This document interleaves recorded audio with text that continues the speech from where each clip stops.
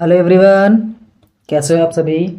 I hope आप सभी बहुत अच्छे होंगे। तो दोस्तों हम लोग आज स्टार्ट करेंगे अपने दिगंत भाग 2 के कथखंड के पार्ट नंबर 5वां।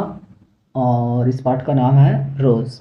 ठीक है, इस पार्ट का नाम क्या है? रोज़। और इसके हम लोग वस्तुनिष्ठ प्रश्नों को देखेंगे। जो हमारे एग्ज़ाम में इम्पोर्टेंट सवाल है उसे मैं बता दूंगा। ठीक है, जो एग्ज़ाम्स में आने वाले हैं।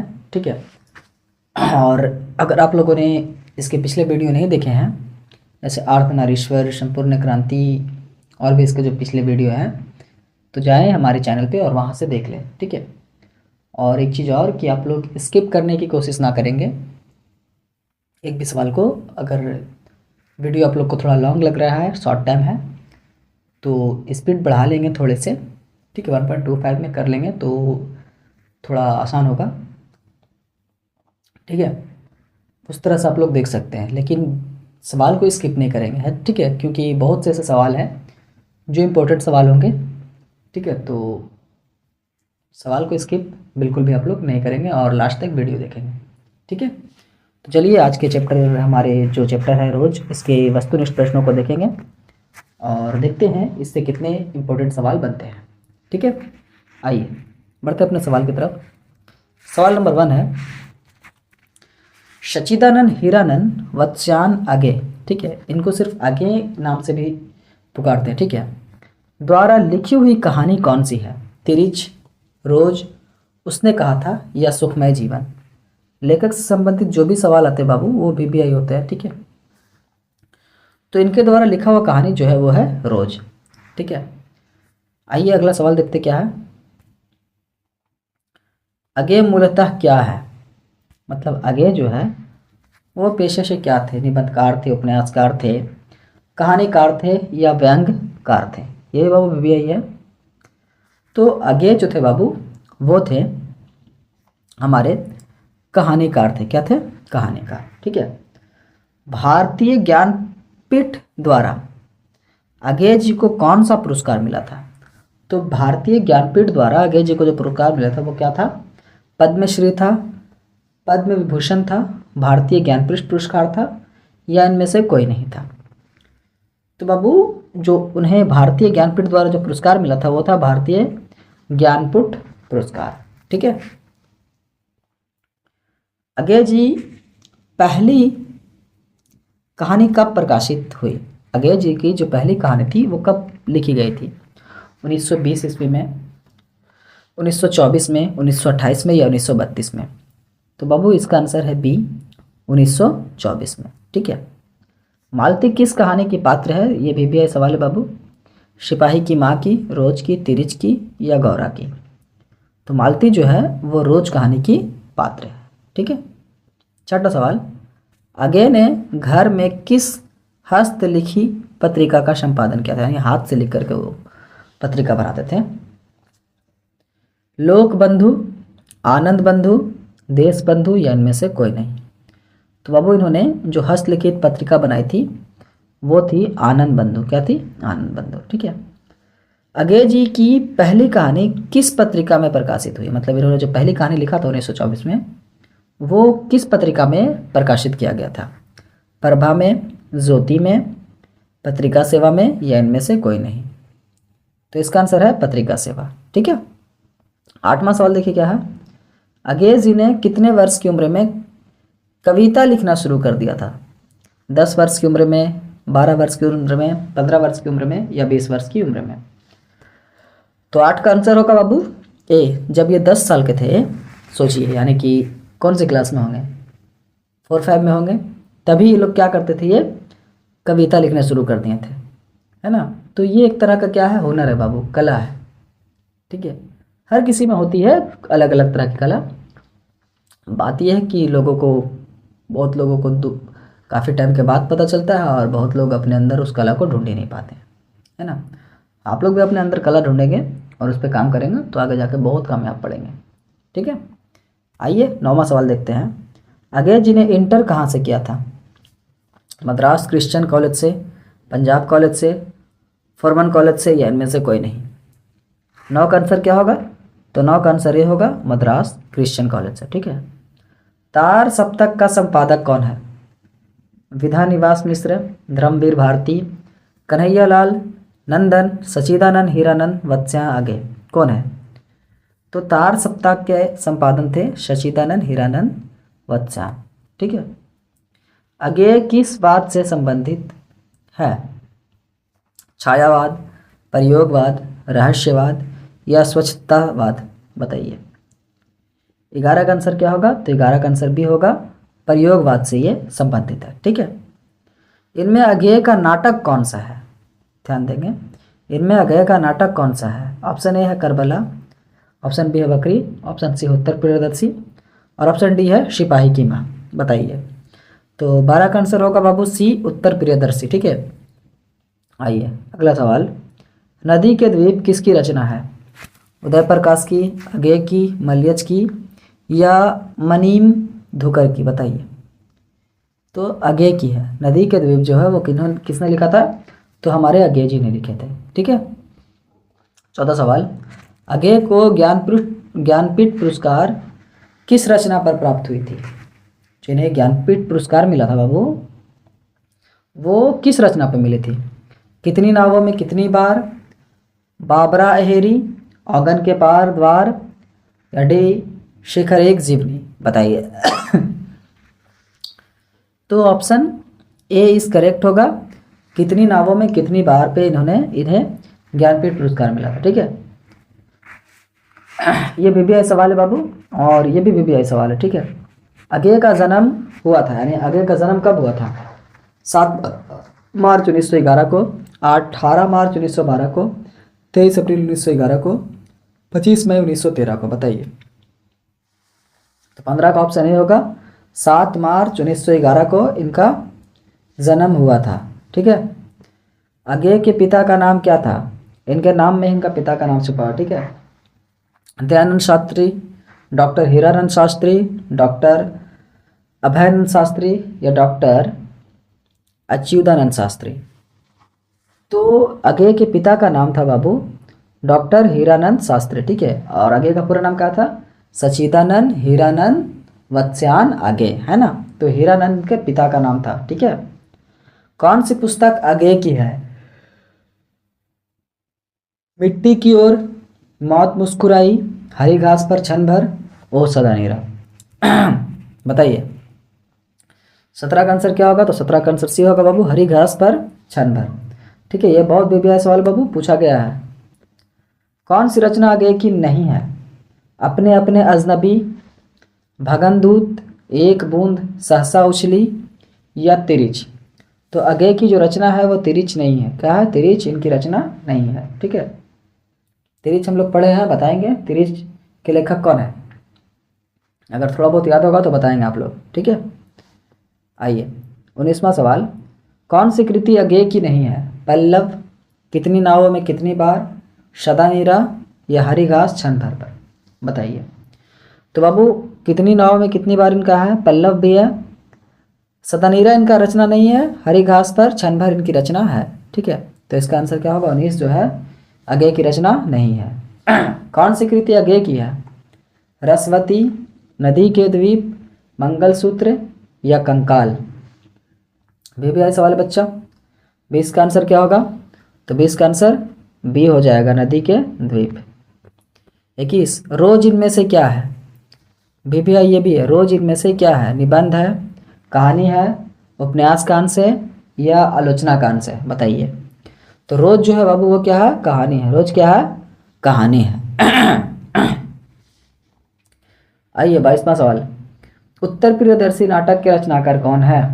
जगदीश चंद्र माथुर, अगेय, जयशंकर प्रसाद या हरि कृष्ण प्रेमी? तो अगेय है। उत्तर प्रियदर्शी के लेखक कौन है?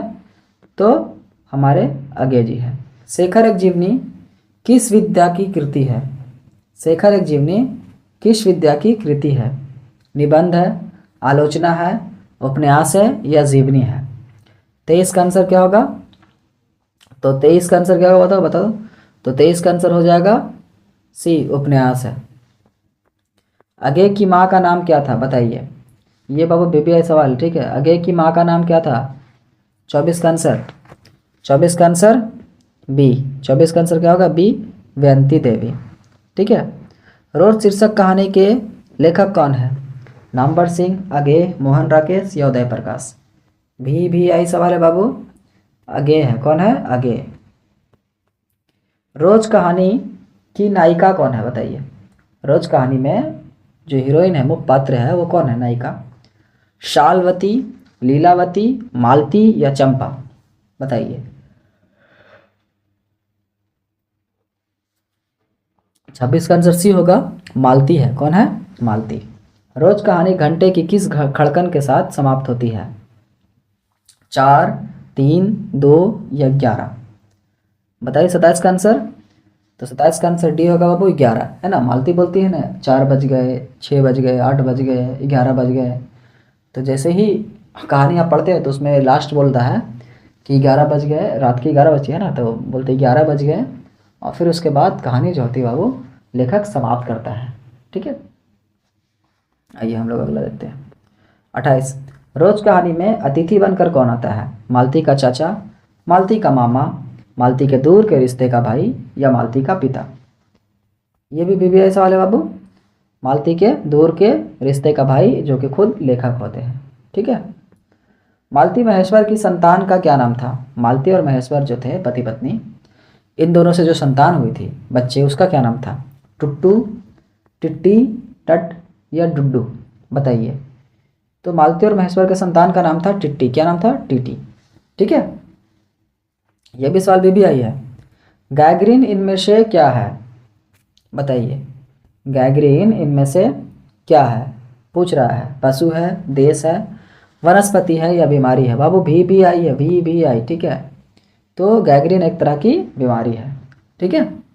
ये एक तरह की इतनी ख़तरनाक बीमारी है जो कि जंगलों और पहाड़ी इलाकों में होती है। जब कोई नंगा पाँव जाता है तो कांटे वगैरह जब चुभ जाते हैं ना पाँव में, तो वो कांटे अगर पाँव में लंबे समय तक रहते हैं तो अंदर अंदर जख्म बना देता है, जिसकी वजह से उस जख्म को हम लोग गैगरीन बोलते हैं। ठीक है। अगर उस जख्म का इलाज होता है कि उस जख्म को काट करके निकाल दिया जाता है, या फिर जिस जगह पे होता है जैसे कि आपकी पाँव में हुई है, तो बहुत बार होता ये है कि पाँव भी काटना पड़ जाता है। और बहुत बार ऐसा होता है कि ये इतना ख़तरनाक और जानलेवा हो जाता है जख्म कि इसके वजह से इंसान की जान भी चली जाती है ना। ये 2 मार्क्स में भी सवाल पूछेगा। ठीक है। तो इसके जवाब आप लोग देंगे। ठीक है। मालती के पति क्या है? डॉक्टर है, वकील है, प्रधानाध्यापक है या अभियंता है? अभियंता के बारे में कौन कौन जानता है बताओ? अभियंता हिंदी नाम है, बहुत लोग आप लोग जानते भी नहीं होंगे। अभियंता बोलते हैं इंजीनियर को। किसको बोलते हैं? इंजीनियर को। तो मालती के पति का नाम क्या है? सॉरी, पति क्या थे पेशे से? तो बाबू वो डॉक्टर थे, है ना। यही गैगरीन का इलाज किया करते थे। 32वां सवाल है, रोज कहानी का कौन सा पात्र डॉक्टर पेशा से जुड़ा हुआ है? मालती, महेश्वर, मालती के रिश्ते का भाई या इनमें से कोई नहीं? तो मालती तो घर में काम करती थी, महेश्वर डॉक्टर था, और मालती के रिश्ते का भाई जो है वो खुद लेखक थे, है ना। महेश्वर कौन सा फल लेकर आया था? आम, केला, सेब या संतरा? तो बाबू महेश्वर जो है वो आम लेकर के आता है। आइए 34वां सवाल, मालती के पति किस बीमारी का ऑपरेशन करके आए थे? पथरी, कैंसर, गैग्रीन या इनमें से कोई नहीं? बाबू ये हम बता चुका हूँ ऑलरेडी। किसका इलाज किया करता था ये? तो गैग्रीन का, है ना। ठीक है। लेखक कितने वर्षों बाद मालती से मिलने आया था? 2 वर्ष, 4 वर्ष, 5 वर्ष या 8 वर्ष? बताइए 35 का आंसर क्या होगा? तो 35 का आंसर भी होगा, 4 वर्ष के बाद लेखक मालती से मिलने आते हैं, है ना। आइए, अगे जी ने कौन सी कहानी गैगरीन शीर्षक नाम से प्रसिद्ध है? अगे जी की कौन सी कहानी जो है वो गैगरीन नाम से भी प्रसिद्ध है? छोड़ा हुआ रास्ता, विपथगा, ये तेरे प्रतिरूप या फिर रोज? तो बाबू रोज कहानी को हम लोग गैगरीन नाम से भी जानते हैं। ठीक है, समझ में आई बात। 37वां सवाल, महेश्वर की पत्नी का नाम क्या था? मालती, लालती, प्रभावती या कलावती? तो वो महेश्वर के पत्नी का नाम था मालती, है ना, जो कि इस कहानी की नायिका भी है। ठीक है। किस पाठ में आया है? 3 बज गए, 4 बज गए, 11 बज गए? अर्धनारीश्वर में आया है, उसने कहा था, सॉरी, हंसते हुए मेरे अकेलापन में आया है, तिरिच में आया है या फिर रोज में आया है? तो बाबू रोज में आया है। ठीक है। 39वां सवाल, विस्मय शब्द का अर्थ क्या है बताइए। अस्थाई, अचानक, अचरज या अपराध। विस्मय शब्द का अर्थ क्या है 39 का आंसर। तो बाबू 39 का आंसर बी होगा, अचानक से, जो कि सरप्राइज बोलते हैं ना। लेखक जो जाता है मालती के यहाँ बिना बताए ही चल जाता है अचानक से, है ना। ये भी बीबीआई सवाल है बाबू, और ये भी बीबीआई सवाल है, ध्यान रहेगा। लेखक से संबंधित हर सवाल बीबीआई में रहेंगे, ठीक है। अजय जी का निधन कब हुआ था? 2 अप्रैल 1985 में, 3 अप्रैल 1986 में, 4 अप्रैल 1987 में, या फिर 5 अप्रैल 1988 में, बताइए। तो 40 का आंसर हो जाएगा सी, 4 अप्रैल 1987 में अजय का निधन हुआ था, ठीक है। अजय जी का जन्म कहाँ हुआ था? छठारसी मध्य प्रदेश, सिमरिया बेगूसराय बिहार, लम्ही वाराणसी उत्तर प्रदेश, कसई कुशीनगर उत्तर प्रदेश। तो 41 का आंसर होगा डी, कसई कुशीनगर उत्तर प्रदेश। अजय जी का मूल निवास कहाँ है? मतलब अजय जी जो थे वो ज़्यादातर कहाँ रहा करते थे? करतारपुर पंजाब में, लम्ही वाराणसी में, इटारसी मध्य प्रदेश में, या जबलपुर मध्य प्रदेश में, बताइए 42 का आंसर। तो 42 का ए होगा, करतारपुर पंजाब में ये ज़्यादा रहते थे, ठीक है। 43 का देखिए क्या है, रोज शीर्षक कहानी का पूर्व नाम क्या था? लौटती पखंडिया, छोड़ा हुआ रास्ता, विपथगा या गैगरिन। तो ये हम लोग पहले भी देख चुके हैं, इसे गैगरिन नाम से भी जानते हैं ना, तो गैगरिन नाम था। अदिति मालती के यहाँ कैसे पहुंचा था? टट्टू पर, मोटर से, पैदल या साइकिल से। तो बाबू पहले के ज़माना में जो थे गाड़ी वाड़ी चलते नहीं थे, तो लेखक जो थे अदिति वो पैदल ही उनके यहाँ पहुँचे थे। लेखक मालती के घर पहुँचने हेतु कितना पैदल चले थे? 15 मील, 18 मील, 20 मील या 12 मील। 45 का आंसर बताएंगे। तो 45 का आंसर बी होगा, 18 मील, ठीक है। एक सवाल, 1 मील में कितने किलोमीटर होते हैं, ठीक है, ये हमें कमेंट करेंगे आप। यह कहानी किस कहानी संग्रह से में गैगरी नाम से छपी है? जो रोज कहानी है इसको हम लोग गैगरी नाम से तो जानते हैं, लेकिन किस कहानी संग्रह में इसको लिखा गया है? विपथगा में, सुपथेगा में, समीपथगा में या निपथगा में, बताइए 46 का आंसर। तो 46 का आंसर होगा बाबू ए, विपथगा में। अजय का उपन्यास इनमें से कौन सा है? अजय ने जो उपन्यास लिखा था उनमें से कौन सा है?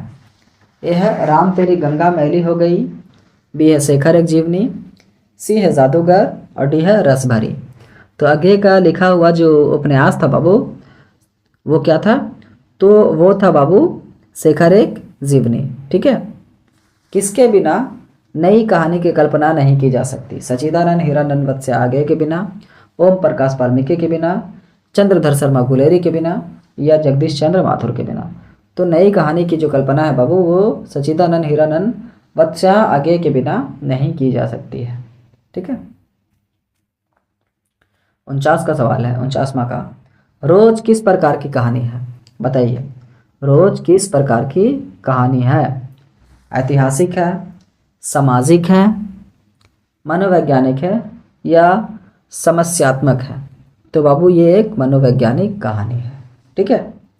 अजय ने कितने सप्तकों का संपादन किया था? 1, 2, 3 या 4? ये भी बाबू बीबीआई सवाल है बाबू, ध्यान देंगे। अजय ने 3 सप्तकों का संपादन किया था, ठीक है। अजय का उपन्यास नहीं है, मतलब अजय का इनमें से कोई एक है जो उपन्यास नहीं है। इन्होंने बहुत से उपन्यास लिखे थे ना, तो इनमें से कौन सा है जो उनके उपन्यास नहीं है? शेखर एक जीवनी इनके उपन्यास है, नदी के द्वीप, त्रिशंकु, अपने अपने अजनबी। बताइए 51 का आंसर क्या होगा? तो 51 का आंसर हो जाएगा बाबू सी, त्रिशंकु इनके उपन्यास नहीं है ना। नदी के द्वीप भी इन्होंने लिखा है और अपने अपने अजनबी भी लिखे हैं, और शेखर एक जीवनी के बारे में तो आपको पता ही है। 52 का सवाल है, दूसरा सप्तक का प्रकाशन कब हुआ? 1950 में, 1951 में, 1952 में, 1954 में, बताइए। तो इसका आंसर है बाबू 1951 में दूसरा सप्तक निकाला गया था, ठीक है। समझ में आ गई बात? तो हम लोग आज टोटल 52 क्वेश्चन किए बाबू रोज कहानी से, और इनमें जितने भी बीबीआई सवाल थे वो हम आप लोगों को बताए हैं, ठीक है। तो आप लोग हमारे हर उस वीडियो को जा कर के देखिए, हर वीडियो में, हर चैप्टर में जो इम्पोर्टेंट सवाल है उसे बताया गया है एग्ज़ाम में, जो एग्ज़ाम में आए हुए हैं और एग्ज़ाम में आएंगे। ठीक है, चलिए आज के चैप्टर यहीं पे समाप्त करते हैं। Thank you so much. जय हिंद।